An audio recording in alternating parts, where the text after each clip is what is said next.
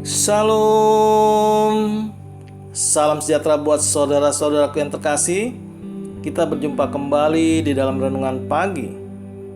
Saudara-saudara sekalian, marilah kita mendengar firman Tuhan. Sebelum mendengar firman Tuhan, marilah kita bersama-sama berdoa terlebih dahulu. Bapa kami yang di surga, Bapa yang kami kenal di dalam nama Tuhan Yesus, kami mengucapkan terima kasih atas berkat dan kasih sayang Tuhan di pagi hari ini.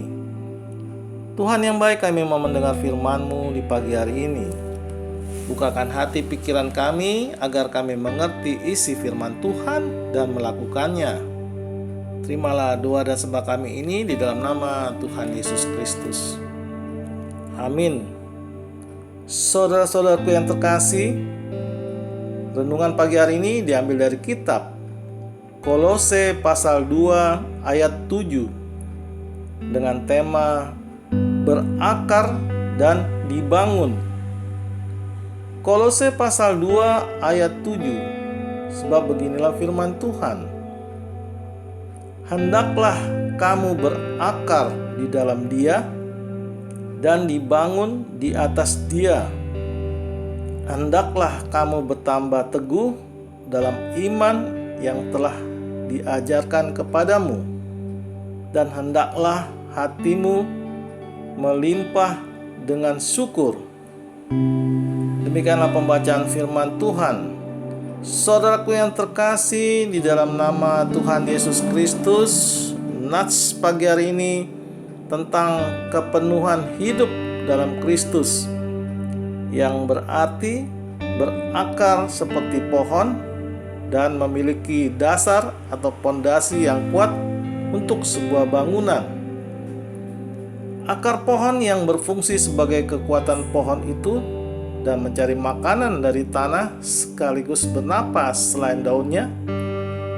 Jika akar pohon mencekram tanah, maka angin yang bertiup kencang, pohon itu tidak tumbang dan tetap tegak berdiri. Bangunan yang mempunyai pondasi yang kuat akan berdiri kokoh bila ada goncangan atau badai. Saudaraku, demikian jugalah hidup kita. Jika sudah berakar di dalam Kristus, maka kekuatan dunia ini tidak akan mampu menggoyahkan hidup kita.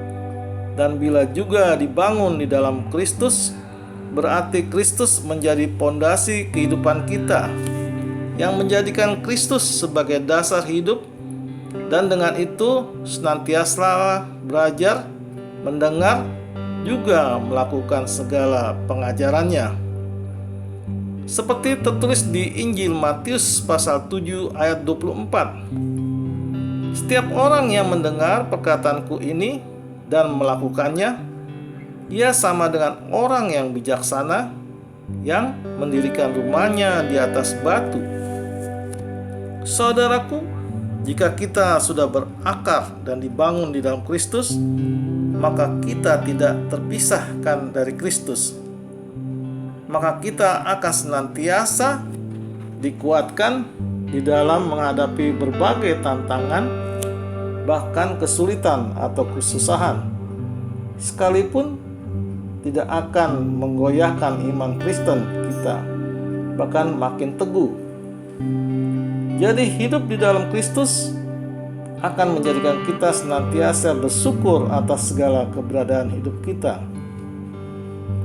Saudaraku, mengapa kita harus hidup di dalam Kristus?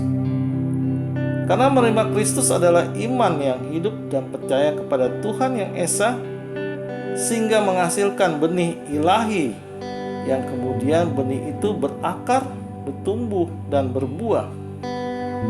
Juga hidup harus setia dan konsisten di dalam iman kepada Kristus. Tertulis di 1 Yohanes pasal 3 ayat 6 dikatakan, setiap orang yang tetap berada di dalam Dia tidak bisa berbuat dosa lagi. Dan juga bila kita di dalam Dia berakar, maka hidup kita akan kokoh, tegak, berdaun, dan berbuah lebat seperti pohon yang subur. Berakar dalam Kristus akan membuat hidup kita disuplai oleh nutrisi yang baik, yaitu firman Tuhan, dan menjadikan hidup kita kuat dan tahan banting di dalam cobaan hidup. Dan pondasi hidup di dalam Kristus, maka hidup berguna dan bukan lagi hidup sembrono, asal-asalan, tidak berguna, tidak bermutu, dan berdampak positif kepada orang lain. Saudaraku, di pagi hari ini, marilah kita berakar dan dibangun di dalam Kristus agar kita melimpah dengan syukur yang bersukacita, yang meluap-luap, tidak henti-hentinya, melampaui semua rasa syukur. Amin. Tuhan Yesus memberkati. Kita tutup renungan pagi hari ini dengan berdoa. Terima kasih Tuhan atas firman-Mu di pagi hari ini.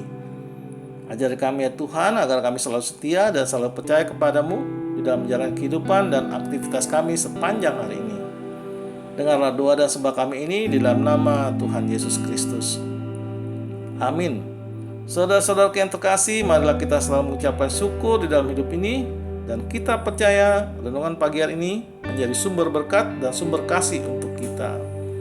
Shalom.